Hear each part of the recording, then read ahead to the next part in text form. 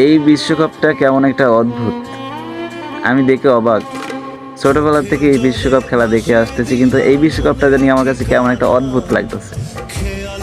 প্রত্যেকটা টিমের যেগুলো বাঘ ছিল তাদের এই শেষ খেলা। প্রথম বিদায় নিয়েছে ব্রাজিলের নেইমার, তারপরে আমার স্বপ্নের দল পর্তুগাল, রোনালদো বিদায় নিয়েছে, বাকি আছে আর্জেন্টিনার।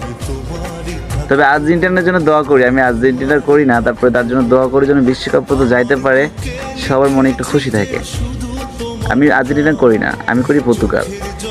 আর পর্তুগাল বিশ্বকাপ পর্যন্ত যাইতে পারি না, এটা কোনো আফসোস নাই, কারণ রোনালদো তো নিজেই একটা বিশ্বকাপ, তাইলে বিশ্বকাপে যাওয়ার কোনো প্রশ্নই ওঠে না।